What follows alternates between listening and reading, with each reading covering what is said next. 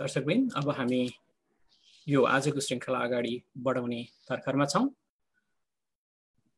नमस्कार, जोजो लप्पा, good evening. त्यसै गरिकन नेपालबाट आज हेरिराख्नुभएका प्रत्येक दर्शकवृन्दहरूलाई गुड मर्निङ। है, म प्रमेश श्रेष्ठ आज ईदबुको स्पेशल एपिसोड लिएर आएका छौं। आज वैशाख पूर्णिमा अर्थात् बुद्ध पूर्णिमा। यो पूर्णिमाको जगमग भइरहेको छ यहाँ त है। यो हामी त अब इभिनिङमा छौं, तपाईहरु नेपालबाट हेरिराख्नु भएको छ, तपाईहरु कहाँ मर्निङ भइरहेछ होला हैन। के त भन्दाखेरि यो हाम्रो बुद्ध सम्बन्धी कुराहरु, बुद्धिज्म सम्बन्धी कुराहरु तपाईहरुले धेरै पहिलेदेखि नै कुरा गर्दै हुनुहुन्थ्यो हैन। यो आउनु पर्यो, यस्तो हुनु पर्यो, बुद्धिज्म बारे लौ न के छ कुराहरु राख्दिनुहोस् भनेर बारम्बार तपाईहरुले भन्दै आउनु भएको त हो हैन। अब हामीले यो आज बुद्ध पूर्णिमाको पावन अवसरमा के त भन्दाखेरि हाम्रो अगाडि बुद्धिज्म सम्बन्धी हाम्रा एकदमै प्रख्यात स्कलर पनि हुनुहुन्छ हैन। उहाँ वर्ल्ड रिनाउन्डै हुनुहुन्छ। यस मानेमा ईदबु टिम भाग्यमानी पनि छ। र प्रथमतः म आजको प्रोग्राम सुरु गर्दाखेरि सर्वप्रथम म मेरा साथी रोहिन श्रेष्ठलाई म धन्यवाद दिन्छु। उहाँले नै मलाई चिनाजानी गराइदिनु भएको हो। डाक्टर नरेशमान बज्राचार्य है, म उहाँसँग हुन त उहाँ सबैका गुरु हुनुहुन्छ, तर पनि म उहाँलाई सजिलो सम्बोधन म दाइबाट नै गर्न चाहन्छु। यो मेरो डिस्क्लेमर हो। यसमा कृपया केही अन्यथा नलिदिनु होला दर्शकवृन्द। र के छ त भन्दाखेरि दर्शकवृन्दहरुमा अर्को एउटा डिस्क्लेमर के छ त भन्दाखेरि बुद्धिज्म एउटा महासागर हो है। त्यसमाथि पनि के त भन्दाखेरि अब यो महासागरलाई हामीले 1 घण्टामा यहाँ प्रस्तुत गर्ने हामीले एउटा दुस्साहसै भन्नु पर्यो हैन, गरिरहेका छौं हैन। अब यो समुद्रमा गएर 1 लोटा पानी लिने भन्छ नि, त्यसरी नै यो 1 घण्टामा आज हामीले कति ज्ञान हामीले प्राप्त गर्न सक्छौं हेरौँला। तर तपाईहरु सबैले यति धेरै क्वेशनहरु पठाइदिनु भएको छ, त्यसको लागि नतमस्तक छौं हामी हैन। आजको प्रोग्राममा तपाईहरु सबैका क्वेशनहरुलाई हामीले सम्भवतः अटाउन सक्दैनौं होला। त्यसको लागि के त भन्दाखेरि तपाईहरुको क्वेशन हेरेर हामी ईदबु परिवार के भन्न चाहन्छौं भन्दाखेरि यो विषयमा यो श्रृंखलालाई हामी अगाडि लम्ब्याउँदै हामी जाने छौं हैन। हाम्रो स्रोत व्यक्ति प्रोफेसर डाक्टर नरेशमान बज्राचार्यको समय मिलाएर म उहाँसँग अरु पनि यो हाम्रो बुद्धिज्मका अरु पनि श्रृंखलाहरूलाई यहाँहरु समक्ष प्रस्तुत गर्दै जाने छु।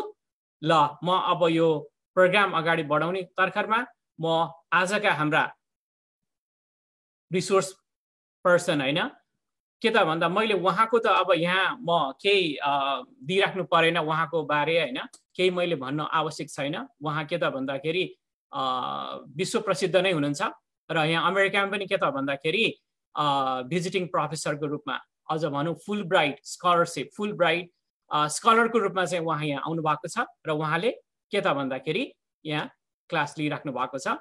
र मलाई कति पनि आएको छ त भन्दाखेरि रिक्वेस्टहरु चाहिँ उहाँसँग इंग्लिशमा पनि एपिसोड गरिदिनुस् न भनेर पनि आएको छ है। सम्भवतः अब हामी त्यो पाइलातिर पनि हामी जानुपर्ने हुन्छ होला। डेफिनेटली हामी के त भन्दाखेरि म दर्शकवृन्दहरुलाई के आश्वस्त गर्न चाहन्छु भन्दाखेरि यो भविष्यमा पनि उहाँलाई पनि निम्त्याएर हामीले बुद्धिज्मका बारे धेरै कुराहरु गर्ने पनि छौं। यति भन्दै दाइ म यहाँलाई यो हाम्रो ईदबुको प्रोग्राममा म यहाँलाई निम्त्याउँदछु दाइ। धेरै धेरै धन्यवाद प्रमेश जी। खुसी लाग्यो तपाईहरुले निम्त्याउनु भयो, आउन पाएछौं। अब सबैसँग जुड्न पाएको छौं। हेरिरहनु हुने, सुनिरहनु हुने सबै दर्शक वृन्दहरुमा पनि मेरो भित्री हृदयदेखि बुद्ध जयन्तीको उपलक्ष्यमा शुभकामनाका साथ मेरो अभिवादन। दाइलाई के त भन्दाखेरि अब आजको यो पावन दिन हैन, हामीले गर्व गर्छौं Buddha was born in Nepal भनेर है। हजुर। अब हामीले कति बुझेका छौं त हामी नेपाली हुनुको नाताले हैन, बुद्ध नेपालमा जन्मिँदै के हामी नेपालीहरुले बुद्धलाई चिनेका छौं त भन्ने एउटा ठूलो क्वेशन मार्क पनि आउने गर्दछ हैन। अब म के गर्न चाहन्छु भन्दाखेरि अब दर्शकवृन्दहरुलाई फेरि अर्को एउटा डिस्क्लेमर है, हामी रिलिजन बारे कुरा गरिरहेका छैनौं आज है। म यहाँहरुलाई के भन्न चाहन्छु भन्दाखेरि we are not talking about the religion. And for all the viewers who doesn't understand Nepali, I apologize on behalf of the EW team, but definitely, yes, in near future, definitely I will be inviting Professor Bajracharya, and we will be doing the episode totally in the English at that time. So please accept my apology on behalf of the EW team. And today, yes, we'll be conducting this episode in Nepali. ल त दर्शकवृन्द है, अब अगाडि बढ्ने क्रममा अघि भनिहालेँ कि बुद्ध हाम्रो नेपालमा जन्मिनु भएको पक्कै हो हैन। को त भन्दाखेरि सिद्धार्थ गौतम। फेरि के त भन्दाखेरि मैले के भनिरहेको छु त भन्दाखेरि दर्शकहरू कृपया के त भन्दाखेरि कन्फ्युज नभइदिनु होला है। मेरो डिस्क्लेमर, यो प्रोग्राम तयारी गर्दाखेरि यसमा धेरै समय पनि दिएँ मैले हैन, र यसबाट धेरै जान्ने मौका पनि मैले पाएँ। र यसमानेमा के त भन्दाखेरि आज म धेरै बोल्दिनँ, म दाइलाई नै बढी बोल्ने म दिन्छु। त्यसकारण मैले तपाईहरुको क्वेशनलाई समाप्त गरेर मैले यहाँ राख्न खोजिरहेको छु। विशेष त हामी फर्स्टमा के गर्छौं भन्दाखेरि यसलाई अलिकति स्ट्रक्चर पनि दिएका छौं है। फर्स्टमा हामीले अब हु इज बुद्ध, बुद्ध भनेको के हो हैन, को हुनुहुन्छ उहाँ भनेर हामी सुरुवात गर्छौं। अनि त्यसपछि के त भन्दाखेरि बीचमा अलिकति त्यसका पूरक क्वेशनहरु एक दुईवटा म राख्छु। त्यसपछि अन्तमा चाहिँ के त भन्दाखेरि आजको समय जुन एउटा के त भन्दाखेरि कन्टेम्पोरेरी यो हाम्रो अहिले टाइममा बुद्धको टिचिङहरु कतिको रिलेटेड छ, वा बुद्धिज्मले अहिलेको टाइममा चाहिँ कसरी भूमिका खेलिरहेको छ, त्यतातिर हामी जान्छौं है। यो भन्दा बाहिर अरु धेरै क्वेशनहरु आज हामी डिल गर्दैनौं। तपाईहरुका क्वेशनहरु यदि योसँग परेनन् भने पनि आगामी दिनहरुमा डेफिनेटली त्यो कुराहरुलाई हामी लिएर अगाडि बढ्नेछौं। ल दाइ अब है के त भन्दाखेरि म तपाईलाई फ्लोर दिने तर्खरमा छु हैन। अब यस मानेमा के त भन्दाखेरि अलिकति हामी कहाँबाट सुरु गरौं भन्दाखेरि अब बुद्धिज्मको कुरा गर्दाखेरि अब बुद्ध, धेरै बुद्धहरु हुनुहुन्थ्यो भन्ने कुराहरु पनि आउँछ हैन। अनि त्यसै गरिकन के त भन्दाखेरि हामीले सिद्धार्थ गौतम नेपालमा जन्मिनु भएको हो। अब उहाँ जन्मिनु भएको 2500 वर्ष पुगिसकेको छ। अब यस बीचमा हैन 2500 वर्ष अगाडि उहाँले प्रतिपादन गर्नुभएको चीज मात्र बुद्धिज्म होइन होला पक्कै पनि। उहाँ भन्दा अगाडि पनि डेफिनेटली नै प्र्याक्टिसहरु भएको हुनु पर्दछ। उहाँ भन्दा अगाडिका बुद्धहरुले पनि केही टिचिङ गर्नु भएको हुनु पर्दछ हैन। अब म टाइम नलिकन यो टाइमलाई सदुपयोग गरेर म दाइलाई नै यो टाइम समर्पण गर्दछु। धन्यवाद। हेरिरहनु हुने सबै दर्शक वृन्द, श्रोतागण, आज हामीलाई एउटा राम्रो मौका जोडिएको छ। भगवान बुद्धको विशेष तोकेर भन्नु पर्दाखेरि शाक्यमुनि बुद्ध अझ सर्वार्थ सिद्ध, उहाँको जन्म, बोधि ज्ञान लाभ र महापरिनिर्वाणको त्रिसंयोग भनेर यसलाई मनाइन्छ। र यसलाई विश्वमा युएनले युनाइटेड नेसन वैशाख डे भनेर मानि आइराखेको छ। विभिन्न ठाउँमा बुद्धस बर्थडे सेलिब्रेसन आदि इत्यादि भनेर मनाइ आइराखेको छ। नेपालमा स्वायफुनी भनेर भनिन्थ्यो र अहिले पनि स्वायफुनी भनिन्छ, तर यो धेरैलाई याद भएन। अब फुनी भनेको पूर्णिमा, आजको दिन स्वायफुनी भनेको फूलको पूर्णिमा भनेर यसलाई भनिन्छ। र आजको दिनमा अहिले नेपाली भाषामा बुद्ध जयन्ती भन्ने शब्द प्रयोग गरेको छ। बुद्ध जयन्ती मनाइरहेका छौं। यही अवसरमा बुद्धको विषयमा जानकारी लिनु, जिज्ञासा राख्नु, जानकारी लिनु, सुन्नु भनेको धेरै महत्त्वपूर्ण हुन्छ। किनभने अरु विषय बेलामा सुन्दाखेरि त्यतिको ध्यान नजाला, तर आजको दिनमा सुन्दाखेरि पक्कै पनि सबैको ध्यान आकर्षण हुन्छ यसमा, र धेरै कुरा हामीले बुझ्न सक्ने हुन्छौं। अब जाउँ बुद्ध शब्दको मा जाउँ। अहिले परमेश्वरले भन्नुभयो बुद्धहरु धेरै छन्, यो बुद्ध र अरु बाँकी बुद्धहरुको शिक्षा एउटै हो कि फरक फरक हो कि भन्ने कुरा राख्नुभयो।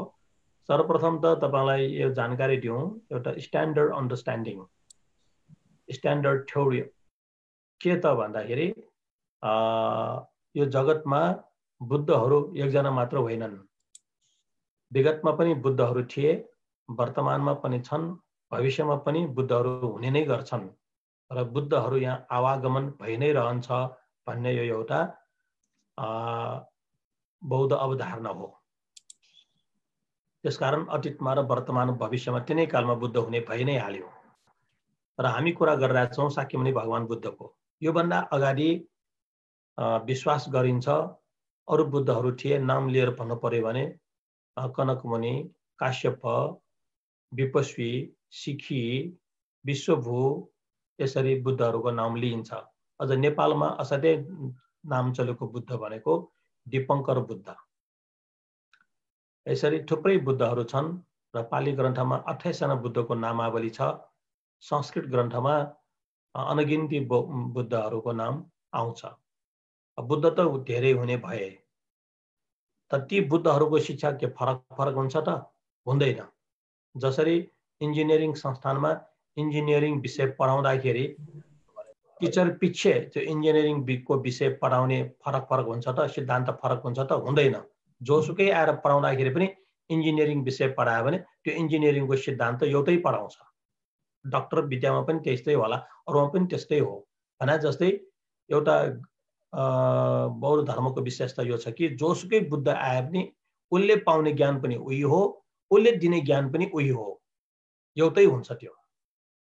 यसले पनि जसरी साइन्स जुनसुकै विश्वको जुनसुकै विश्वविद्यालयमा पढाउँदाखेरि पनि एउटै पढाइ हुन्छ, एउटै बुझिन्छ। त्यसरी नै बुद्धहरू धेरै भएर पनि बुद्धबाट प्रतिपादित सिद्धान्त एउटै हुन्छ। सबैले एउटै ज्ञान प्राप्त गरेको हुन्छ, सबैले एउटै ज्ञान दिएको हुन्छ भनेर तपाईहरुले बुझिदिनु हुन अनुरोध गर्दछु। अब त्यसपछि अब आउँ बुद्ध कसलाई भनिन्छ त? बुद्ध कोही त्यस्ता व्यक्ति होइन जसले कसैको वरदानबाट केही ज्ञान हासिल गरेको, त्यस्तो व्यक्ति होइन। बुद्ध त्यो व्यक्ति हो जसले स्वयं प्रयत्न गरेर ज्ञान हासिल गर्नु भएको छ। अनि कस्तो खालको ज्ञान भन्दाखेरि त्यो सामान्य ज्ञान होइन। सामान्य ज्ञान त हामी सबैले पाइरहेका छौं, हामी सबैले बुझिरहेका छौं। त्यो सामान्य ज्ञान भन्दा माथि गएर गम्भीर ज्ञान। अब अर्को ढंगले तपाईले भन्नु पर्दाखेरि दुईटा शब्द प्रयोग गरौं, एउटा बुद्धु, अर्को बुद्ध। यो भन्नासाथ तपाई के बुझ्नुहुन्छ? पक्कै पनि बुद्धु भन्नासाथ नबुझेको मान्छे भनेर बुझ्नुहुन्छ होला, अनि बुद्ध भन्नासाथ ठ्याक्कै त्यसको उल्टा बुझेको मान्छे। सो बुद्ध बुझेको मान्छे, बुद्धु नबुझेको मान्छे। हामी व्यवहारमा भन्छौं नि, कतिचोटि भन्नु परेको तिमीलाई 10 चोटि भनेर पनि बुझेको छैन, कस्तो बुद्धु होला यो मान्छे। ठ्याक्कै यो लागू हुन्छ। नबुझेको मान्छे बुद्धु अनि बुझेको मान्छे बुद्ध। अब प्रश्न आउँछ के कुरा बुझेको त भन्दाखेरि सामान्य ज्ञान होइन। ल म यो कम्प्युटरको अगाडि बसिरहेको छु, म घरमा बसिरहेको छु, त्यो ज्ञानलाई यहाँ त्यस्तो ज्ञान भएकोलाई बुद्ध भनेको होइन। अथवा हामी हावा पानीको कुराकानी गरौं, अथवा चाहिँ कुनै अरु चाहिँ नि विषय वस्तुको कुरा गरौं, ती सामान्य विषय वस्तुलाई जानेकोलाई यहाँ बुद्ध भनेको होइन। बुझेको मान्छे त यहाँ नभएको त होइन नि। यहाँ अब विभिन्न विधाका विशेषज्ञहरू छन्, उहाँहरू त दिग्गज विद्वानहरू हुनुहुन्छ, तर उहाँहरू दिग्गज विद्वान हुन्, उहाँहरू बुद्ध होइनन्। त्यसको अर्थ फेरि उहाँहरू बुद्ध पनि भन्नु खोजेको होइन। उहाँहरू त आफ्नो विषय वस्तुको विद्वान व्यक्तित्वहरू हुनुहुन्छ नै। तर यसरी जुन संसारमा चलेका सामान्य विषय वस्तुहरू छन्, ती विषयको ज्ञातालाई यहाँ बुद्ध भन्न खोजेको होइन। बुद्ध त्यसलाई भनेको हो जसले यो जीवन र जगतको वास्तविकतालाई बुझ्नु भएको छ। The reality of life and the world. The what level of reality? The ultimate reality of life and the world. जीवनको परमार्थ सत्य, जगतको परमार्थ सत्यको विषयमा ज्ञाता त्यो व्यक्तिलाई यहाँ बुद्ध भनेको हो। अब यसरी बुद्धको परिचय दिन सकिन्छ। अब त्यसैलाई अंग्रेजीमा द इनलाइटेन्ड पर्सन, द इनलाइटेन्ड वन, जसलाई त्यो इनलाइटेन्ड भयो, उसले कसैबाट लिएको होइन कि सेल्फ इनलाइटेन्ड भयो। के विषयमा? The ultimate reality of life and the world. त्यसलाई बुद्ध भनेर चिनिन्छ। अब यो बुद्धले दिनुभएको जुन ज्ञान हो त्यसलाई हामी बौद्ध दर्शन भन्छौं, त्यसलाई बुद्धिस्ट फिलोसफी भनेर चिन्छौं, मान्छौं। र यसरी फिलोसफीको रूपमा हामीले लिँदाखेरि what are the other philosophy and why this Buddhist philosophy is different from the other philosophy? यहाँनिर बडा रोचकको कुरा आउँछ। बुद्धका समकालीन समयमा पनि फिलोसफरहरू, दार्शनिकहरू थिए। बुद्धले जहाँ धेरै जीवन बिताउनु भयो त्यहाँ वरिपरि थुप्रै विद्वानहरू थिए, दार्शनिक विद्वानहरू थिए। अनि उहाँभन्दा पनि अझ पुराना पनि त्यस्ता विद्वानहरू थिए। र त्यो समयमा यो जगतमा बुद्ध जहाँ हुर्कनु भयो, विचरण गर्नुभयो, त्यहाँ दुई किसिमको थट, दुई किसिमको विचारधाराको प्रभाव भइरहेको थियो। एउटा विचारधारा हो अति यो भौतिकवाद, भौतिकवादको विचारधारा अगाडि बढिरहेको थियो। अङ्ग्रेजीमा भन्नु पर्यो भने मेटेरियलिजम। अनि बुद्धले त्यसमा एक्सट्रिमिजम देख्नु भएको छ, एक्सट्रिम मेटेरियलिजम एउटा पाटो। अर्को स्पिरिचुअलिजम, अध्यात्मवाद। त्यो अध्यात्मवादमा पनि भगवान बुद्धले देख्नुभयो कि त्यसमा अतिवाद, एक्सट्रिम स्पिरिचुअलिजमको बाटो, यसरी दुईटा बाटो थियो र दुईटा किसिमको विचारधाराहरू थिए। त्यसलाई अति अध्यात्मवाद एउटा अनि अर्को अति भौतिकवाद।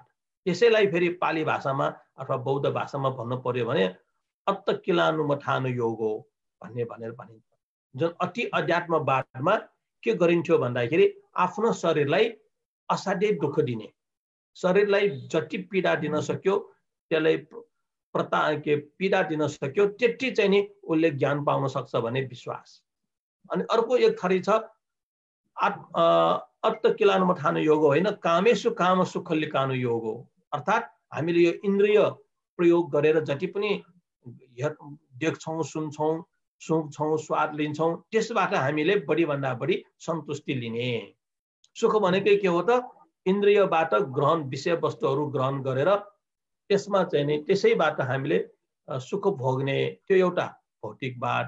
अर्को शरीरलाई दुःख दिएर के प्राप्ति हुन्छ भनेर विश्वास गरेर त्यसमा लाग्ने। यसरी दुई किसिमका विचारधाराहरू थिए र यसै किसिमको अभ्यास पनि थिए। अब उदाहरणको लागि यस्ता अध्यात्मवादीहरू थिए कि असाध्यै तपस्या गर्ने। अनि तपस्याको अर्थ ध्यान होइन, तपस्या गर्ने, आफ्नो शरीरलाई दुःख दिने, अनि नाङ्गै बस्ने, अनि गजब गजबको आहार खाने र निराहार गर्ने, अल्पाहारदेखि लिएर निराहारसम्म बस्ने। अनि यसरी बस्दाखेरि भगवान खुसी हुनेछ, परमात्मा खुसी हुनेछ, आत्मा खुसी हुनेछ, त्यसपछि वरदान पाइन्छ र आफूले भने जस्तो ज्ञान पाइन्छ भन्ने विश्वासको आधारमा जीवनलाई अगाडि बढाइरहेको यस्तो अति अध्यात्मवाद। अनि अर्को एक थरी हो भौतिकवाद, एकदम खानामै व्यस्त, लाउनमा व्यस्त, हेर्नमा व्यस्त, जसरी भयो त्यसरी आफ्नो इन्द्रियलाई सुख दिने।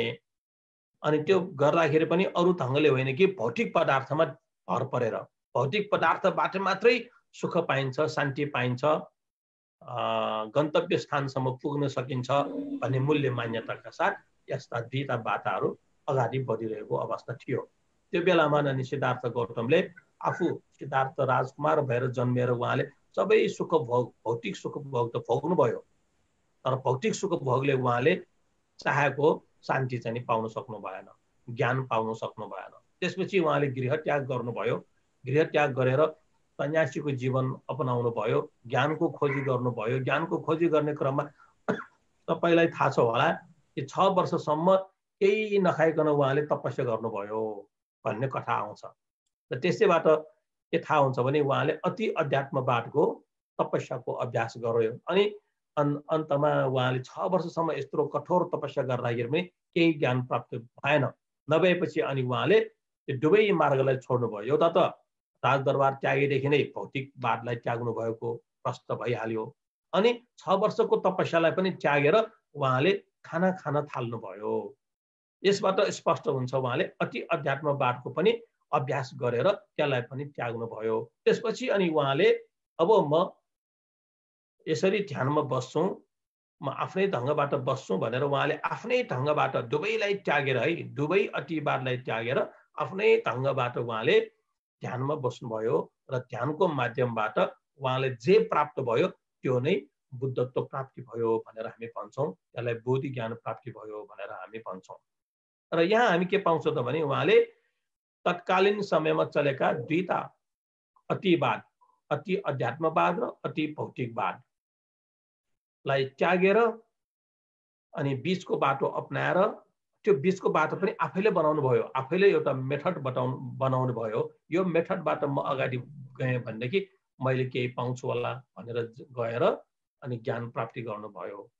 यसरी जुन उहाँको चाहिँ बाटो छ त्यो बाटोलाई मिडल वे भनिन्छ, मध्यम मार्ग भनेर भनिन्छ। किनभने दुवै बाटोलाई छोडेको, अति भौतिकवाद अति अध्यात्मवाद दुवैलाई छोडेर अनि बीचको बाटो लिएको हुनाले त्यो मध्यम मार्ग।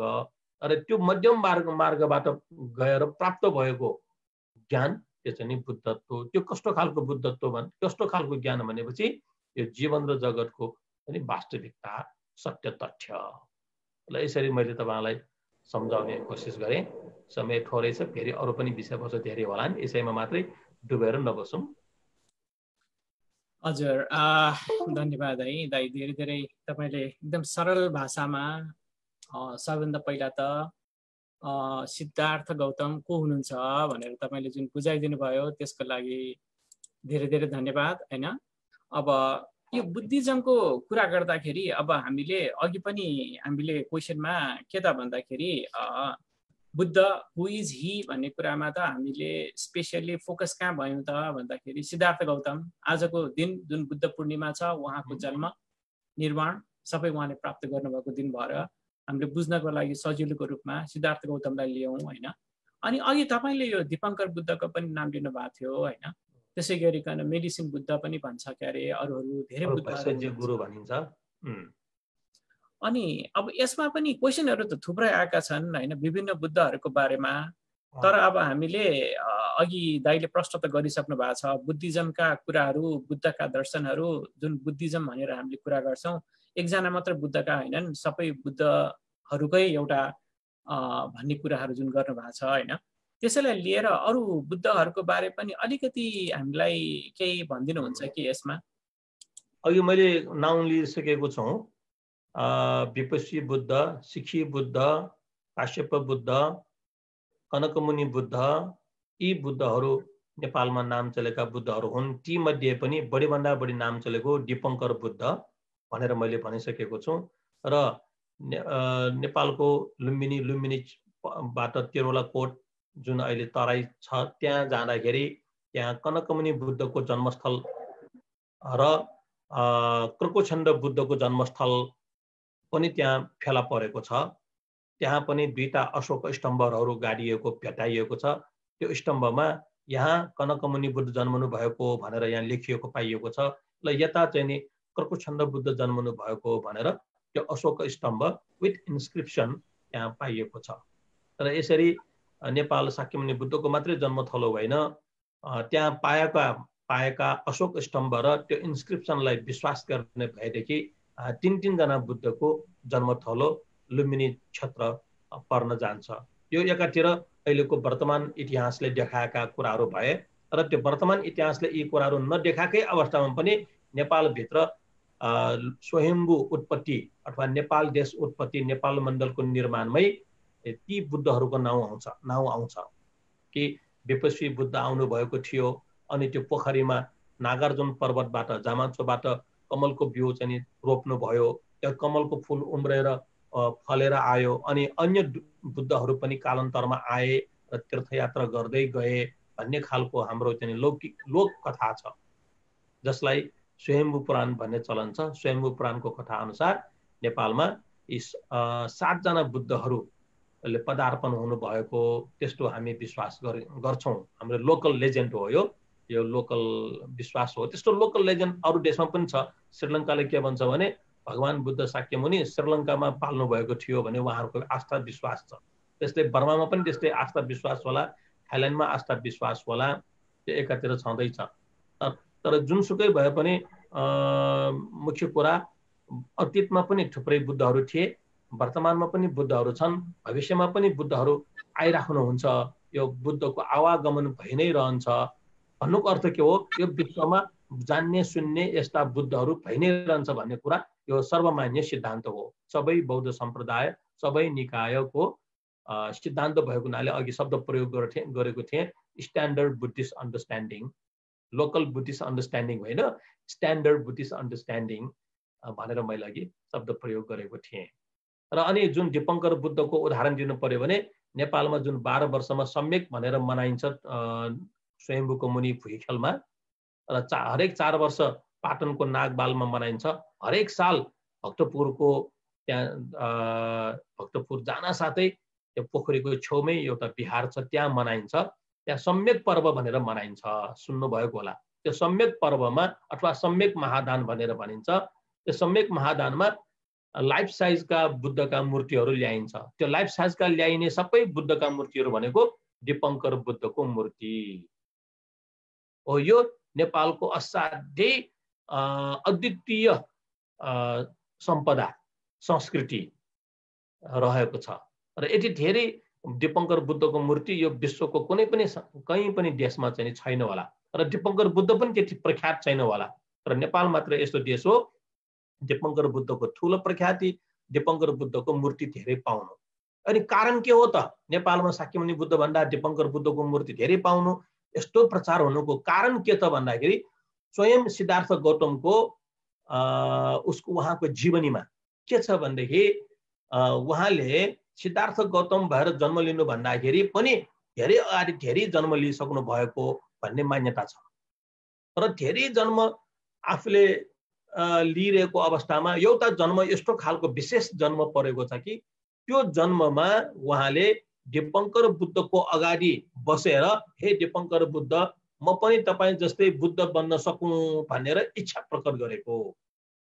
फेरि दोहोऱ्याएर भने दीपङ्कर बुद्धको अगाडि तपाईँ जस्तै म पनि बुद्ध बन्न सकूँ भनेर जुन इच्छा प्रकट गरेको यसलाई भनिन्छ बोधि चित्त उत्पाद। बोधि चित्त उत्पाद गरेको कसको अगाडि? दीपङ्कर बुद्धको अगाडि सन्मुखमा बसेर चित्त उत्पाद गरेको हुनाले शाक्यमुनि बुद्धको जीवनमा दीपङ्कर बुद्धको ठुलो स्थान छ, महत्त्वपूर्ण स्थान। सम्भवतः यसैलाई नै, यो कथालाई नै, यो मूल्य मान्यतालाई हृदयङ्गम गरेर हाम्रा नेपाल मण्डलका नेवा जातिले दीपङ्कर बुद्धलाई ठुलो स्थान दिएको हुनुपर्दछ होइन हो। योभन्दा अरू भन्ने चाहिँ नि अरू पनि कारण होला, तर यो चाहिँ एकदमै बलियो चाहिँ आधार हो। यसरी नेपालमा दीपङ्कर बुद्धको ठुलो स्थान छ। ल प्रमेशजी। हजुर दर्शकवृन्द है, अब कति सरल तरिकाले उहाँले कुराहरू अगाडि राखिदिइराख्नु भएको छ होइन। भनेपछि अब हामीले के बुझ्यौँ भन्दाखेरि आजको दिनमा हाम्रो गौतम बुद्धको जन्म भयो र अहिले हामीले संसारमा के त भन्दाखेरि बुद्धिज्म भन्ने बित्तिकै सिद्धार्थ गौतमलाई नै हामीले पहिला दिमागमा त्यही नै आउने गर्दछ। र दर्शकहरूको अहिले हेरिराख्नुभएका दर्शकहरूले यहाँ मलाई क्वेसनहरू पनि पठाइराख्नु भएको छ र सबैको विचारमा के छ त भन्दाखेरि सिद्धार्थ गौतम उहाँ नै के त भन्दाखेरि बुद्धिज्मका स्टार्टिङ पोइन्ट उहाँ नै हुनुहुन्छ कि भन्ने एउटा उहाँहरूको जुन छ होइन कुरालाई अहिले हाम्रो दाइले एकदम राम्रोसँग कुरा राखिदिनु भयो होइन। बुद्ध पहिले पनि थियो, अहिले पनि छ र पछि पनि हुनेछ भने अब बुद्धिज्मले दिएका सार तत्त्वहरू र आजको जीवन र अब हामीले यो सिद्धार्थ गौतमकै कुरालाई हामीले सजिलोको लागि हामीले सिद्धार्थ गौतमको लागि मात्रै कुरा गर्दाखेरि पनि सिद्धार्थ गौतमको जन्म भएको 2500 वर्षभन्दा अगाडि भइसक्यो र आज 2500 वर्ष पछि हुँदाखेरि पनि उहाँका जुन फिलोसफीहरू थिए, उहाँका जुन हामीलाई सिकाएर जानुभएका कुराहरू छन् र बुद्धिज्मका मूलभूत सिद्धान्तहरू त्यो आजको समय जुन आजको भौतिक समय छ हैन, यो कन्टेम्पोरेरी वर्ल्डमा के त छ त भन्दाखेरि फिजिकलिटीको कुरा छ। त्यो टाइममा यहाँसम्म आएर सक्दाखेरि पनि आजको समयमा कसरी सान्दर्भिक हुन्छ र हाम्रो एभ्रीडे लाइफमा चाहिँ यो बुद्धको टिचिङ कसरी चाहिँ सान्दर्भिक हुन्छ होला दाइ? यसमा अलिकति हामीलाई उतातिर अलिकति प्रकाश पारिदिनुहोस् न। धर्म धेरै छन् यो जग संसारमा, त्यसमध्ये अब बुद्ध धर्मको विशेषता मैले अगाडि तपाईहरुलाई बताइसकेको छु। यो मध्यम मार्गको सिद्धान्तमा छ। यसले दुईटा कुरालाई सधैँ अभोइड गर्छ, एक्सट्रिमिजमलाई अभोइड गर्छ। अनि कस्तो खालको एक्सट्रिमिजम भन्दाखेरि सबै खालको एक्सट्रिमिजमलाई अभोइड गर्छ। त्यसमध्ये पनि चलेको एउटा चाहिँ यो अति भौतिकवाद र अति अध्यात्मवादलाई अभोइड गर्छ। यो नै मध्यम मार्गको यसको सिद्धान्त हो। यो चाहिँ ठुलै सिद्धान्त हो। अब यो सिद्धान्त हाम्रो जीवनमा असाध्यै महत्त्वपूर्ण छ। हुन त हामीलाई अब धेरै अध्यात्मवादको कुरा नगर छोड्यौँ, भौतिकवाद धेरै अति भौतिकवादको कुरा पनि छोड्यौँ। सामान्य हाम्रो जनजीवनमा पनि हामी कुनै पनि विषयमा अति हुन थाल्यो भने यो कसैलाई पाच्य हुँदैन, कसैलाई पनि पच्दैन। र त्यस्ता अति वादीहरू कहिले पनि जीवनमा सफल पनि हुँदैन। कसैको लोकप्रिय हुन सक्दैन, सफल हुन सक्दैन। उसले न त आफू अरूलाई खुसी दिन सक्छ, न आफूलाई खुसी पार्न सक्छ। तसर्थ यो अतिवाद शब्द आफै यति महत्त्वपूर्ण छ कि कहिले पनि हामीले अतिवादी हुनु हुँदैन। हामीले अतिवादलाई छोडेर मिडल वे, मध्यम मार्ग अपनाउनु पर्दछ। यो तपाईको विद्यार्थी जीवन, तपाईको व्यावसायिक जीवन, तपाईको सामाजिक जीवन, तपाईको वैवाहिक जीवन, तपाईको पारिवारिक जीवन, तपाईको हरेक क्षेत्रमा भनौँ भने राजनीतिमा पनि अतिवाद अति राजनीति र राजनीतिभित्र पनि विभिन्न वादहरूमा अतिवाद भयो भने त्यसले विकराल रूप निस्कन्छ। तसर्थ अतिवादलाई छोड्नु भगवान बुद्धको जुन उपदेश छ उहाँ आफैले पनि अवलम्बन गर्नुभएको, हामीलाई पनि दिनुभएको छ। त्यो सर्वकालिक सबै ठाउँमा लागू हुने सिद्धान्त छ। र यस्तो खालको अतिवादलाई त्याग्नु पर्दछ भनेर योभन्दा अतीतका अरू मान्छेहरूले भनेको थिएन। र Buddha was the first person who instructed us to follow the middle path. एउटा भयो। अनि अर्को बुद्धको सिद्धान्त भनेको शान्तिको सिद्धान्त। बुद्धले शान्तिको सिद्धान्त दिनुको पछाडि कारण के त भन्दाखेरि कन्टेम्पोररी समाज, त्यो बेलाको है बुद्धको समयमा असाध्यै अशान्त वातावरण थियो। त्यहाँ हिंसाको जगजगी थियो, झुटो कुराको जगजगी थियो, चोरी चकारीको जगजगी थियो, यौन दुराचारको जगजगी थियो, लागु पदार्थको जगजगी थियो। भन्छौँ आजकल हामी लागु पदार्थले निकै सताएको छ यो अहिलेको विश्वलाई, तर उहिले पनि त्यस्तै। यसरी सामाजिक नियमहरू तोड्नेदेखि लिएर समाजमा अराजकताहरू उठाउनेदेखि लिएर यस्ता थुप्रै थिए। त्यस्ता मान्छेहरू त्यो जमानामा कसरी आए त भन्दाखेरि त्यो उनीहरूले बुझेको सिद्धान्तको कारणले। कोही भगवान खुसी हुन्छ भनिदियो, भगवान खुसी हुनु पार्नको लागि हिंसा पनि गर्न थाल्यो। आफूले खानलाई हिंसा गर्नु त गरेकै होला त्यहाँ, तर भगवानकै नाउँमा पनि ईश्वरको नाउँमा हिंसा गर्ने। किनभने त्यो ईश्वरलाई त्यसरी हिंसा गरेर चढाएको खण्डमा, पूजा गरेको खण्डमा भगवान खुसी हुनेछ र वरदान दिनेछ भन्ने खालको सिद्धान्त। त्यो कारणले अभिप्रेरित भयो हिंसा गर्न। र अर्को छ आफूले मोज मस्ती गर्नु पर्दछ है। यो नै जीवन ठुलो अहिलेको उपलब्धि हो। यो जीवनलाई हामीले चाहिँ नि बढीभन्दा बढी सुख पार्नुपर्छ। सुखी पार्नको लागि अर्काको लुटेर खाए नै हुन्छ भन्ने खाले सिद्धान्त पनि थियो। त्यो सिद्धान्त एकचोटि संस्कृतमा पढेर सुनाइदियो। यावत् जीवेत सुखम जीवेत ऋणम कृत्वा घृतम पिबेत भस्मीभूतस्य देहस्य पुनरागमन कुतः भन्ने संस्कृतको श्लोक छ। यसको अर्थ हो यावत् जीवेत बाँचुन्जेल, सुखम जीवेत सुखपूर्वक बाँच, अनि ऋणम कृत्वा ऋण लिएर भए पनि घृतम पिबेत घिउ खाऊ भन्ने सिद्धान्त छ। यो सिद्धान्त हो अति भौतिकवादको सिद्धान्त। उहाँहरूले यो एउटा जीवन लाइफ पाएको छ, झट्ट मोज गरिहाल है, भोलि मरेपछि त खत्तम, सक्यो, केही पनि पाउँदैन। त्यसकारण अहिले नै हो, छिट्टो भन्दा जति सक्यो त्यति मोज गर। आफूले मोज गर्नको लागि अरूलाई दुःख दिएर भए पनि मोज गर।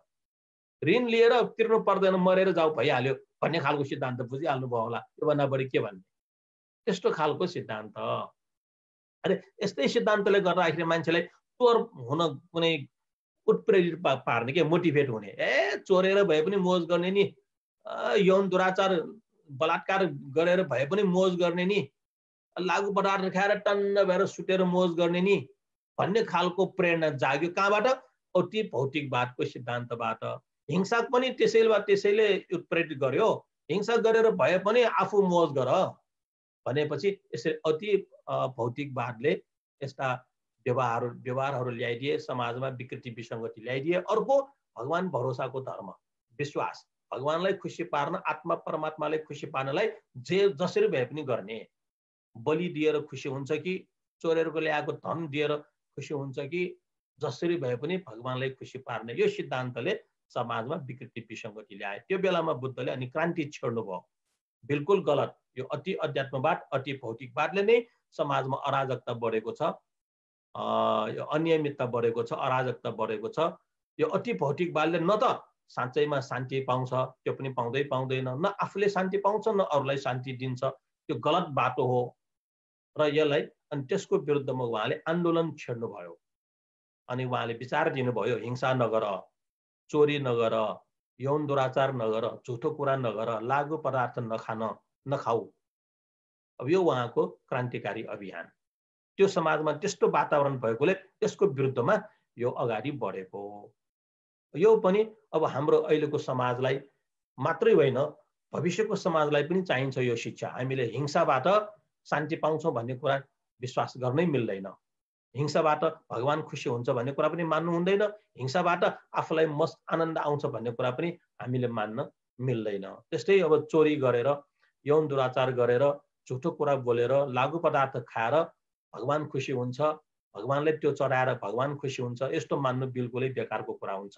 र यसको सेवन गरेर आफूलाई आनन्द आउँछ भन्ने कुरा पनि मान्नु बेकारै हुन्छ। त्यसकारण बुद्धका यी पञ्चशील कुराहरू पनि सर्वकालिक छन्, बुद्धका मध्यम मार्ग पनि सर्वकालिक छन्। र फेरि अर्को बुद्धको थुप्रै मध्ये अर्को चिन्तन मनन गर्न योग्य भनेको इम्परमानेन्स, यानी अनित्य अर्थात् परिवर्तनशील। उहाँले यो सिद्धान्त दिनुभएको छ कि परिवर्तनशील छ है के जीवन र जगत, the whole entire our life and this world is a impermanence. त्यहाँ सधैँ परिवर्तन भइरहन्छ, सधैँ परिवर्तन भइरहन्छ। र यो जगतमा यस्तो कुनै पनि सानो यस्तो वस्तु छैन जुन परिवर्तन हुँदैन। र संसारमा यत्रो कुनै ठुलो जतिसुकै ठुलो किन नहोस् त्यो परिवर्तन नभएको केही पनि हुँदैन। जस्तै सगरमाथा अहिले परिवर्तन भइरहेको तथ्याङ्क आइरहेछ। हरेक वर्षमा कति मिलिमिटर घटेको, कति मिलिमिटर बढेको रेकर्डहरू आइरहेछ। ठुलोमा ठुलो सगरमाथाको पनि उचाइ घटबढ हुन्छ।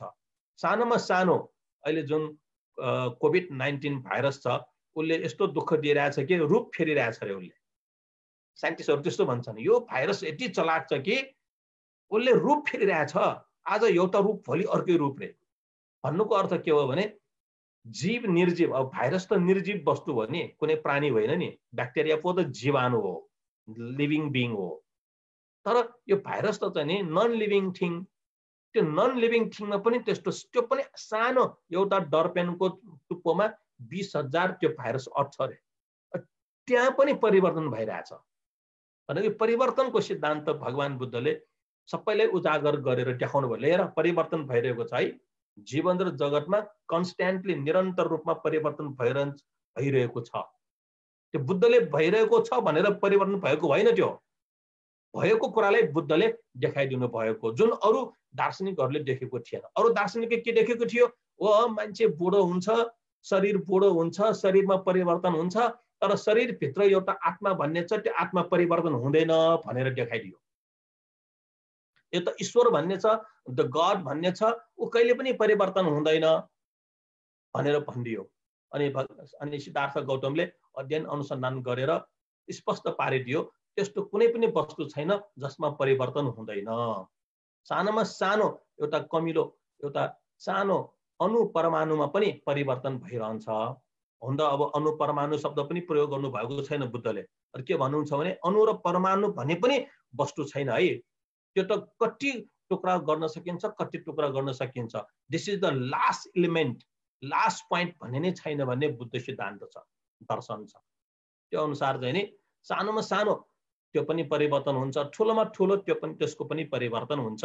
र जीवित प्राणी पनि परिवर्तनशील हुन्छ, निर्जीव वस्तु पनि परिवर्तनशील नै रहन्छ भनेर बुद्धले देखाइदिनु भयो। अनि यो सिद्धान्त किन ल्याउनु परेको त भने हामीले ठुलो कोही एकजना छ, पावरफुल छ, ऊ इटर्नल छ, अनि उसको चाकरी गरेमा हामीलाई वरदान पाउँछौँ अनि हाम्रो जीवन सुधारिन्छ, हामीले मागेको कुरा पाइन्छ भन्ने खालका त्यस्तो सिद्धान्तले यहाँ प्रभावित पारेको थियो। र त्यसले गरेर मान्छेले कर्ममा विश्वास नगरिकन भक्तिमा विश्वास, कर्म नगरिकन चाकरीमा विश्वास, श्रमदानमा विश्वास नगरिकन भक्तिवाद अथवा भजन कीर्तन अथवा चाकरीमा चाहिँ विश्वास, यस्तो खालको वातावरण थियो समाज। अनि त्यसले गर्दाखेरि पनि समाजमा कर्म नगर्ने र चाहिँ तपस्यामै बढी ध्यान दिने, भक्तिमा बढी ध्यान दिने, त्यसले गर्दाखेरि समाजमा उन्नति प्रगति हुन पाएको थिएन। गर्नेले कर्म गरिरहने, नगर्नेले कर्म बिल्कुलै नगर्ने, भगवान भरोसामा बस्ने, यस्ता यस्ता खालका समस्याहरू थिए। र अनि चाहिँ नि यो अर्को चाहिँ नि जब त्यस्तो इटर्नल कहिल्यै चाहिँ नि परिवर्तन नहुने भगवान छ भनेर विश्वास गरेर अनि उसले जे हामीलाई दिन्छ त्यो मात्र हामी पाउँछौँ, उसले नदिएको हामीले पाउँदैनौँ भनेर एउटा चाहिँ नि भाग्यवाद, त्यो भगवानले पूर्वमा लेखिदिएको हामी पाउँछौँ, नलेखिएको पाउँदैनौँ भनेर त्यस्तो पनि अनि सिद्धान्त चल्न थाल्यो। त्यही अनुसार व्यवहार चल्न थाल्यो। अनि त्यसरी मान्छेलाई आफ्नो योग्यता क्षमतालाई विकास गर्ने कता कता भएको योग्यता क्षमतालाई पनि दबाएर अनि भगवान भरोसा अनि भाग्यमा लेखेको पाउँछ, नलेखेको पाउँदैनौँ भन्ने खालको सिद्धान्तले त्यसले समाजमा मानिसहरूलाई अघि कति पोटेन्सियल हो नि, मानिस भनेको त अरू प्राणी भन्दा सबभन्दा सचेत प्राणी हो नि, चेतनशील प्राणी हो नि, उसले गर्न नसक्ने केही पनि छैन, त्यस्तो प्राणी पनि पङ्गु भएर बस्ने अवस्था थियो। र यहाँ पनि भगवान बुद्धले क्रान्ति गरेर कर्म गरेर खाऊ, कर्म गर र भाग्यमा लेखेको केही पनि हुँदैन, कर्म गर, कर्म अनुसार आफूले परिणाम पाउने हो भन्ने खालको सिद्धान्त, त्यसलाई भन्छ कर्मवादको सिद्धान्त अथवा कर्मफलको सिद्धान्त यसरी दिनुभयो। र यसरी यस्ता थुप्रै कुराहरू छन्। अब ल अफ कज एन्ड इफेक्ट भन्ने छ, अङ्ग्रेजीमा भन्दा कति साउन्ड है, the law of cause and effect, कारणकारी सिद्धान्त। केही पनि घटना घट्छ भने त्यो घटनाको पछाडि ईश्वरको हात होइन, भगवानको हात होइन, आत्मा परमात्माको हात होइन, त्यहाँ सर्टेन त्यहाँ कज हुन्छ, कारण हुन्छ, त्यो कारणले त्यो घटना घट्छ। जसरी आज रोग आएको छ, बडा गजबको नौलो रोग आएको छ, द्याट इज द प्रब्लम। तर त्यो प्रब्लम, त्यो रोगको पछाडि कारण के रहेछ त? भगवानको हात होइन, ईश्वरको हात होइन, कसैको श्राप पनि होइन, फेरि त्यहाँ त एउटा भाइरसको कारण रहेछ। That is the cause, that cause introduced the result, that is the disease, and that disease was named as a COVID-19 by the scientist. अब जुन यो कार्य र कारणको सिद्धान्त, यो कज एन्ड इफेक्टको जुन सिद्धान्त, यो सिद्धान्त पनि भगवान बुद्धले दुनियाँलाई देखाइदिनु भयो। उहाँले प्रतिपादन गर्यो भन्दिनँ म, त्यो त फङ्सनमा थियो नै, कज एन्ड इफेक्टको चाहिँ नि ल फङ्सनमा थियो नै, तर अरू विद्वानहरूले देखेको थिएन, अरू दार्शनिकहरूले देखेको थिएन। उहाँले देखे भगवान देखे, ईश्वर देखे, आत्मा देखे, परमात्मा देखे, वरदान देखे, श्राप देखे, के देखे, तर कज एन्ड इफेक्टको चाहिँ नि त्यो ल फङ्सनमा आइरहेको देखेको थिएन। अनि सिद्धार्थ गौतमले, भगवान गौतमले चाहिँ नि यो देख्नु भयो र अनि देखाइदिनु भयो। आज विश्वमा यो law and cause and effect चाहिँ, that was the first, the Buddha was the first person who revealed this law and cause and effect in the world. र आज कज एन्ड इफेक्टले विश्वमा धेरै चमत्कार भइरहेको छ, यो बुझेपछि धेरै चमत्कार भइरहेको छ। यसरी अझै थुप्रै कुराहरू छन्, दर्शनका कुराहरू छन्, जुन बौद्ध दर्शनको आफ्नै विशेषता छ। विशेषता मात्रै होइन, अहिले विज्ञान सम्मत पनि छ, साइन्ससँग मिल्ने कुराहरू छन्। कति गहिरिएर जाने हो, अब तपाईँहरूको इच्छा होइन भने म यतिकैमा टुङ्ग्याएर अरू विशेष प्रश्न छ भने उतातिर लागौँ। धेरै धेरै धन्यवाद है दाइ। दर्शकवृन्द है, हाम्रो 1 घन्टाको टाइममा अब हामीसँग करिब 15 मिनट मात्र बाँकी छ होइन। तपाईँहरूलाई निवेदन गरि नै सकेँ के त भन्दाखेरि उहाँसँग फेरि पनि विभिन्न श्रृङ्खलाहरू होइन, विभिन्न धर्म सम्बन्धी कुराहरू, फिलोसफी सम्बन्धी कुराहरू लिएर हामी आउने नै छौँ। र यो बिचमा के त भन्दा विभिन्न क्वेसनहरू आइरहेको मध्ये अलिकति यसमा म तपाईँलाई 2टा क्वेसन एकैचोटि मिसाएर सोध्छु होइन।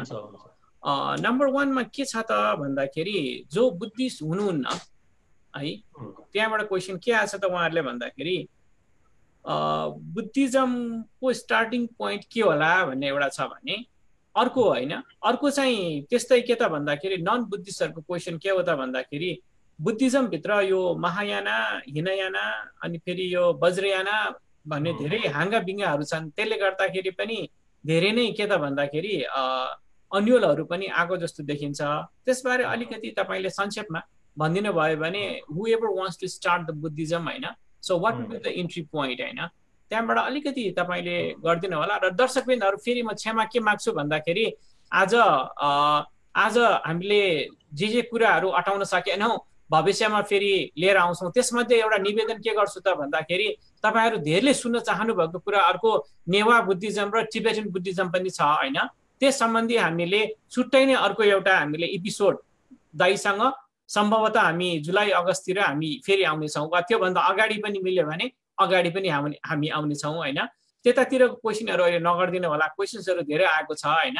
अहिले चाहिँ हामी के त भन्दाखेरि बिगिनर्सले कहाँबाट सुरु गर्ने, त्यसपछि यो बुद्धिज्मभित्रको महायाना, हिनयाना, वज्रयानाहरूको बारे अलिकति संक्षेपमा केही बताइदिनुहोस् न दाइ।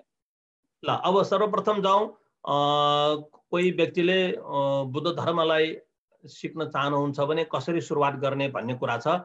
यसमा म तपाईँलाई कुनै पनि बौद्ध गुम्बा, मन्दिर, बिहारमा जाऊ भन्दिनँ र फेरि तुरन्तै कोही गुरु समातेर गुरु थापेर अगाडि बढ त्यो पनि म भन्दिनँ। के दुईटा भन्दिनँ म, तुरन्तै तपाईँ कुनै मन्दिरमा गइहाल, बौद्ध मन्दिरमा गइहाल, त्यहाँ भगवानको दर्शन गर्न जाऊ, धूप अगरबत्ती बाल्न जाऊ, यो पनि भन्दिनँ। र तुरन्तै एकजना गुरु समातेर गुरु थाप्न जाऊ, त्यो पनि म भन्दिनँ।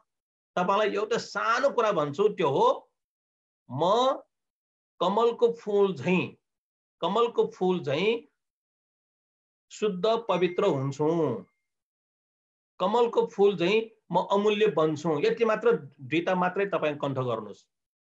म कमलको फूल झैँ शुद्ध पवित्र हुन्छु, म कमलको फूल झैँ अमूल्य हुन्छु, यति तपाईँ मनमा राख्नु होला। किन यो मनमा राख्नु पर्ने भन्दाखेरि हामीलाई भविष्य चाहिएको छ, हामीलाई उज्यालो भविष्य चाहिएको छ। त्यो उज्यालो भविष्य अब हामीसँग छ कि छैन त भन्दाखेरि प्राय मान्छेहरू हतोत्साहित भएर डिप्रेसन, फ्रस्ट्रेसनमा गएर म त केही पनि गर्न सक्दिनँ भन्ने खालको मनोवृत्ति हामी यहाँ पाइरहेका छौँ। तर त्यसो होइन, समस्या छ त समस्याबाट हामी उम्कन सक्छौँ। उदाहरणको लागि पोखरी छ, हिलो मैलो छ, त्यस्तै हिलो मैलो भनेको ठुलै समस्या हो नि, फोहोर वस्तु हो नि, त्यस्तो फोहोर ठाउँबाट तपाईँ कमलको फूल उम्रेको देख्न सक्नुहुन्छ। सफा सुग्घर निर्मल कञ्चन कमलको फूल उम्रेको देख्न सक्नुहुन्छ। हो, कमलको फूल यसो हेर्दाखेरि त फोहोर ठाउँबाट कमल जस्तो स्वच्छ राम्रो फूल त उम्रला जस्तो लाग्दैन नि हामीलाई। तर वास्तवमा के हो, वास्तव सत्य त के हो, कमलको फूल पनि हिलोमै उम्रिन्छ। तर हिलोमा उम्रेर त्यसमा हिलोको एक रत्ती पनि टाँसिएको हुँदैन, भनेको त्यसमा शुद्धता हुन्छ, पवित्रता हुन्छ। र अनि त्यो कमलको फूल अमूल्य हुन्छ।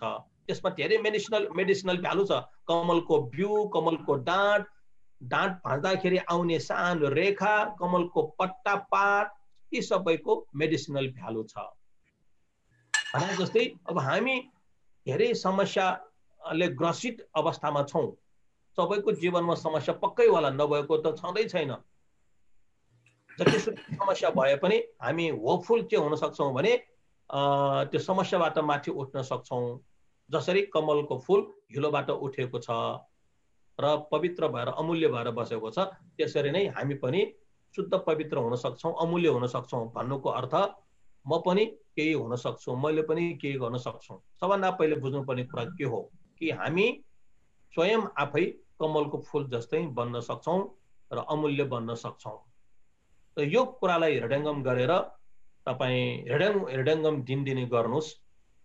यति गरिसकेपछि अझ तपाईँलाई फर्दर अगाडि बढ्ने स्वतः प्रेरणा जाग्छ, तपाईँमा उत्साह बढ्छ, जाँगर बढ्छ।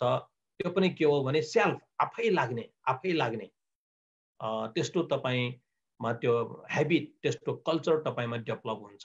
तपाईँले सधैँ ब्राइट फ्युचर देख्नुहुन्छ, सधैँ होप आशावादी भएर जाने तपाईमा मानसिकता विकास हुन्छ। अनि यति भएको खण्डमा तपाईलाई मार्ग प्रष्ट भन्छ नि, बाटो खुल्दै खुल्दै जान्छ। त्यो बेलामा मन्दिर जाँदाखेरि मन्दिरमा राम्रो राम्रो कुरा देख्न सक्नुहुन्छ। तपाई मन्दिर गएर मलाई यो देऊ त्यो देऊ भनेर हात जोड्ने त्यस्तो मानसिकता आउँदैन। अनि तपाईलाई गुरु खोज्न पनि उत्साहित होला, अब यो भन्दा बढी खोज्न जाउँ भनेर गुरु कहाँ जाने पनि इच्छा लाग्ला।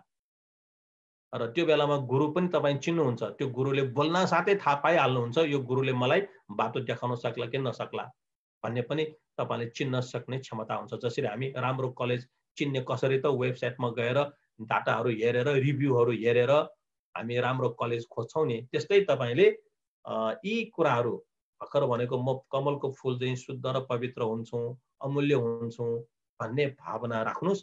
त्यो भावना राखेर तपाई जहाँ जानुहुन्छ त्यहाँ तपाईले सकारात्मक कुराहरू, नयाँ राम्रा राम्रा कुराहरू तपाई देख्न सक्नुहुन्छ र तपाईलाई राम्रो र नराम्रो चिन्ने क्षमता पनि विकास हुन्छ र तपाईको मन असाध्यै उत्साहित हुन्छ र एवं रीतिले अगाडि बढ्नुहुन्छ र तपाईलाई साँच्चै नै गुरुको आवश्यकता छ र साँच्चै नै कुनै विशेष ग्रन्थ पढ्नु छ भने अनि सम्पर्कमा रहनु होला। म प्रेस्क्राइब गर्छु, तपाईलाई सल्लाह दिन्छु। यसरी जाँदाखेरि सजिलो होला।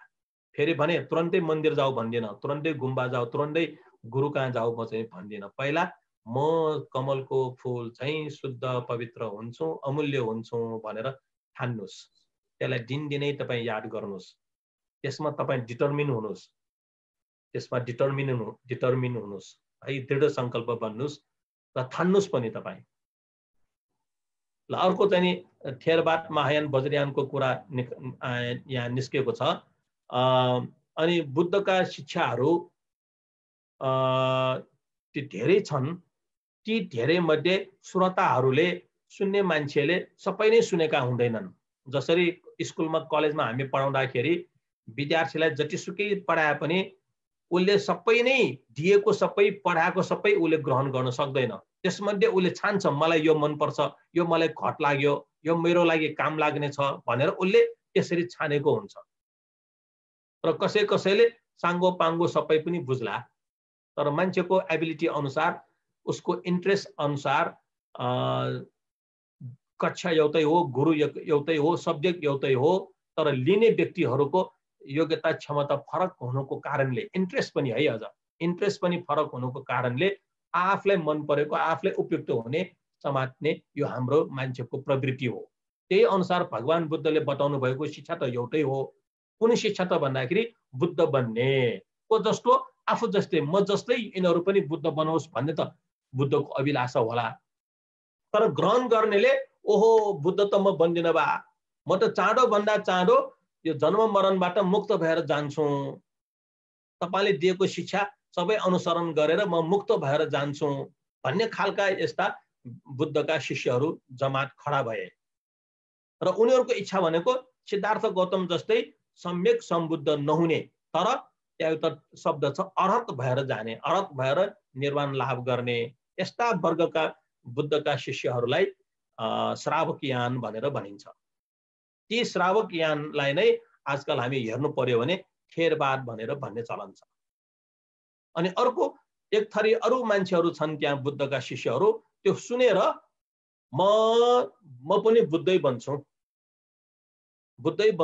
तर तपाईले जस्तै उपदेश दिएर बस्दिन, आफू सुतुक्क बुद्ध भएर निर्वाण प्राप्त गर्छु भन्ने खालको अर्को एउटा त्यो अलि माथिल्लो तहको, अघि भनेको भन्दा अरहत मात्र हुन्छु भन्ने भन्दा अलि माथिल्लो तहको बुद्धका शिष्यहरू थिए। र उनीहरूलाई भनिन्छ प्रत्येक बुद्ध।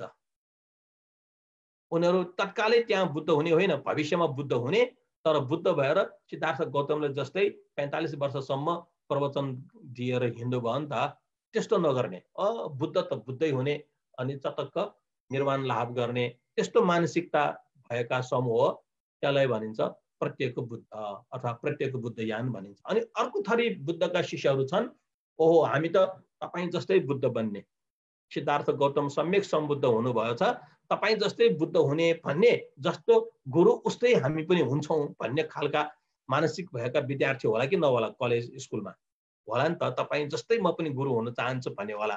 होइन तपाईँबाट पास भएपछि म काममा जान्छु खट्छु भन्ने पनि होला हैन। म त तपाईँ जस्तै जान्छु पढ्छु पास हुन्छु तर म पढाउँदिनँ, पढाउने काम गर्दिनँ, आफू त जानेको तर पढाउने काम नगर्ने, त्यस्तो थरी त विद्यार्थी होला नि त भने जस्तै बुद्धका शिष्य पनि तपाईँ जस्तै बुद्ध नबने, बुद्ध हुने नै मलाई जरुरी छैन, म अरहत भएर निर्वाण लाभ गर्ने। अर्को तपाईँ जस्तै बुद्ध त बन्दिनँ तर बुद्ध चाहिँ बन्छु तर म प्रवचन दिएर हिँड्दिनँ, शिष्यहरू बटुलेर हिँड्दिनँ भनेर खालका भन्ने। अर्को तपाईँ जस्तै म सम्यक सम्बुद्ध हुन्छु, तपाईँले जस्तै जे गर्नुभयो म पनि उस्तै उस्तै गर्छु भन्ने खालको। यसरी तीन थरीका शिष्यहरू त हुने त भए नि है। त्यही अनुसार नै यो अगाडिको सबभन्दा सुरुमा भनेको चाहिँ श्रावक यान भनिन्छ, उनीहरूलाई नै आजकल थेरवाद भनिएको हो। अनि अर्को बीचको चाहिँ प्रत्येक बुद्ध यान भन्ने हो।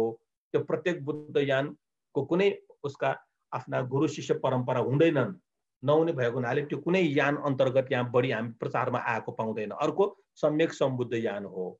त्यही सम्यक सम्बुद्ध यानको अर्को नाउँ हो महायान। ल सम्यक सम्बुद्ध यान बुद्ध नै बन्छु भन्ने, सिद्धार्थ गौतम जस्तै बुद्ध बन्छु भन्ने एउटा जुन अभिलाषा बोकेका छन् उनीहरूलाई महायान पनि भनियो। यो चाहिँ ईसाको चाहिँ नि 1st 2nd सेन्चुरीतिर उनीहरूले महायान भनेर नामाकरण गरियो। किन महायान भनेर नामाकरण गरेको भन्दाखेरि उनीहरूको इच्छा आकांक्षा तुलनात्मक रूपमा महान छ। यो श्रावक यानहरूको भन्दा प्रत्येक यानीहरूको भन्दा उच्च कोटिको छ, महान छ। किनभने स्वतः सम्यक सम्बुद्ध नै बन्छु कसैले भन्यो भनेदेखि त उच्च कोटिको भयो नि त। त्यस हिसाबले उनीहरूलाई महानता, उनीहरूको हरेक कुरामा धेरै धेरै गहन गम्भीर विशालता आदि भएको हुनाले त्यो महा भन्ने शब्द जोडेर महायान भनेर भनियो। त्यो महायान भनेको पनि धेरै अगाडिदेखि होइन, पछि त्यसलाई नामाकरण गरियो। त्यही महायानकै विकासको क्रममा त्यहाँ दुईटा, एउटा चाहिँ पारमिता यान भन्ने विकास भयो। त्यो पारमिता यान सँगसँगै पछि गएर मन्त्रयान भन्ने एउटा विकास भयो। अनि यो पारमिता यान र मन्त्रयान कम्बाइन भएपछि अनि त्यसलाई वज्रयान भन्न थालियो। यसरी वज्रयान आयो। यसरी हामीले यसलाई बुझ्नुपर्ने हुन्छ।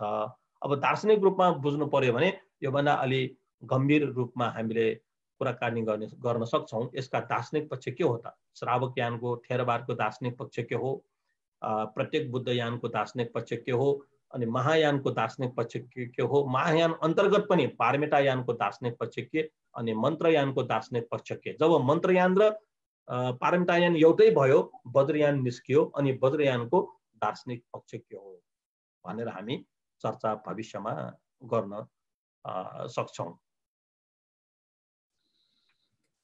धेरै धेरै धन्यवाद दाइ है। कुरा त अझै पनि धेरै गर्ने रहर पनि छ होइन, तर समयले के त भन्दाखेरि 1 घण्टा पुराइसकेको छ होइन। तर कति सरल तरिकाले होइन बुद्धिज्म बारे हामीलाई यो इन्ट्री लेभलको जुन आइडिया तपाईँले सेयर गर्नुभयो होइन। आज हामीलाई अब प्रवचनै भन्छु म त, यो त मैले मोटिभेट गर्न सक्ने मेरो क्षमता त छैन यो विषयमा होइन। त्यो हिसाबमा चाहिँ म के भन्छु भन्दाखेरि आज जुन तपाईँले हामीलाई, मैले खालि क्वेसन मात्र अगाडि राखिदिएको होइन दर्शकहरूको, त्यसमा जुन तपाईँले एउटा सरल ढङ्गले राखिदिनु भएको छ होइन। अब दर्शकवृन्द फेरि पनि म निवेदन गर्छु, हामी भविष्यमा फेरि अहिले भर्खरै भन्नुभएका कुराहरू होइन, श्रावक यान, प्रत्येक बुद्धयान, सम्यक बुद्धयान, त्यसमा पनि फेरि पारमिता यान र मन्त्रयान र अनि त्यसपछि आएको वज्रयानको बारे पनि हामी के त भन्दाखेरि डेफिनेटली यसलाई इन डेप्थमा हामी कुरा गर्न चाहन्छौँ होइन। तपाईँहरूको पनि यही नै मनसा हुनुपर्दछ र यो इन डेप्थमा फेरि हामी कुरा गर्ने भविष्यमा त छँदैछ। तर अब दाइ जानु हुँदा हुँदै आजको यो पुण्य दिन होइन, जुन अब यो वैशाख पूर्णिमा छ, यो पूर्णिमाको दिनमा अब अरू पनि भन्नुपर्ने त दाइका थुप्रै कुराहरू होला, तर हामी जस्तो बिगिनरहरूको लागि होइन र हाम्रा श्रोताहरूको लागि केही मैले सोध्न बिर्सेको नभनी नहुने त्यस्तो कुनै पोइन्टहरू छ भने तपाईँलाई म 2 मिनट टाइम दिन्छु। 2 मिनटमा राखिदिनुहोस् न यी कुराहरूलाई। ल अब हामी सबै नेपाली अघि भगवान बुद्ध जन्मनु भएको भूमिका नागरिक हामीले यो विश्वलाई केही दिन सक्छौं। हामीले पक्कै पनि अर्थतन्त्रमा हाम्रो योगदान हुन नसक्ला, विज्ञान र प्रविधिमा हामीले योगदान दिन नसक्ला, स्वास्थ्य चिकित्सामा हामीले योगदान दिन नसक्ला, तर यो बौद्ध धर्म दर्शनको माध्यमबाट यो विश्वलाई हामीले केही कुरा दिन सक्छौं। त्यसको त्यो पोटेन्शियालिटी हाम्रो नेपालीको माटोमा छ, हाम्रो नेपालीहरुमा त्यो छ। त्यसकारण तपाई सम्पूर्ण नेपालीहरुले विचार गर्नु होला, हामी यो विश्वलाई केही योगदान गरौं। त्यो योगदान अरु क्षेत्रमा हामीले धेरै गर्न नसक्ला, गरे पनि त्यसको रिकग्निसन नहोला, तर हामीले बुद्ध धर्मको, बुद्ध दर्शनको अझ त यहाँ छुटेको छ समाधि, यो मेडिटेसन, ध्यानको कुरा गर्न, यो विषयमा हामीले जानकार भएर हामीले विश्वलाई दिन सक्ने कुरा यो छ। र तपाईहरु आजको दिन यस्तो अभिलाषा राख्नु होला, प्रण गर्नु, शपथ ग्रहण गर्नुस् त भन्दिन म, एउटा अभिलाषा राख्नु होला, म यो विश्वलाई बुद्ध जन्मभूमिको नागरिकको हैसियतले, नेपालीको हैसियतले यो विश्वलाई म बुद्ध धर्म दर्शनको माध्यमबाट योगदान पुर्याउँदछु। यति गर्न पाए भने म यो ऋणबाट मुक्त हुन्छु। किनभने हामीसँग धेरै ऋण छ नि त, हैन? अमेरिकामा नेपालीहरु आएर यहाँ बसेको छ, अमेरिकाको पक्कै पनि ऋण छ होला, क्यानाडामा नेपालीहरु छन्, विश्व जगतमा नेपालीहरु छन्, सबै धेरैको ऋण त गएको छैन, डाइरेक्ट इन्डाइरेक्टली त ग्रेटफुल त हुनै पर्यो नि। त्यो grateful to gratitude how we can return through the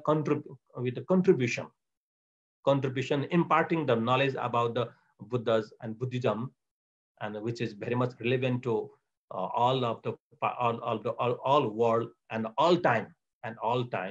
यो यसरी हामीले तपाईहरुले योगदान दिन सक्नुहुन्छ र यो गर्नेमा तपाईहरुको मनसा अगाडि बढोस्।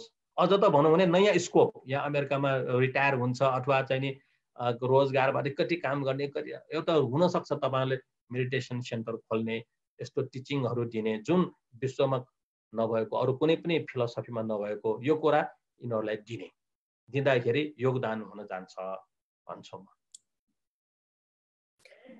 धेरै धेरै धन्यवाद दाइ है। दर्शकवृन्द है, कति सजिलो, कति सहज भाषामा हैन उहाँहरूले हामीभित्र हुनुपर्ने ह्युम्यानिटीका कुराहरूलाई पनि उहाँले प्रकाश पारिदिनु भएको छ र पक्कै पनि बुद्धको टिचिङ त्यही नै हुनुपर्दछ। अब यही सिलसिलामा के त भन्दाखेरि, it just came on my mind that there are so many audience who would like to listen him in the English regarding the Buddhism and meditation.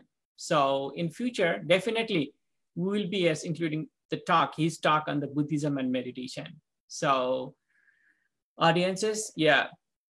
So we will be informing us through our Facebook page. So please be updated on those. र दर्शकवृन्द है, हामीले कोसिस गर्यौं, 1 घण्टाको समय नागिसकेको छ।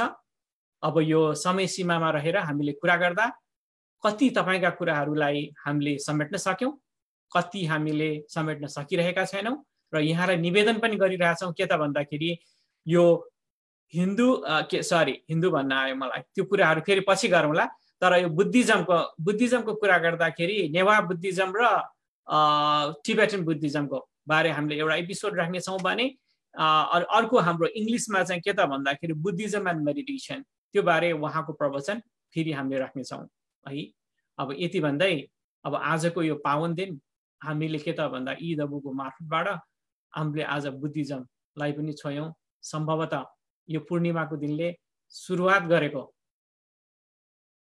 यो क्षण, यो विषयले निरन्तरता पाउने रहेछ। दर्शक महानुभाव, तपाईहरुका क्वेशनहरुले नै कार्यक्रम बन्ने गर्दछ। त्यसकारणले अब यो बुद्धिजमका बारेहरु तपाई भित्रका भएका खुल्दुलीहरुलाई पनि अझ क्वेशनहरु पठाउँदै गर्नुहोस्।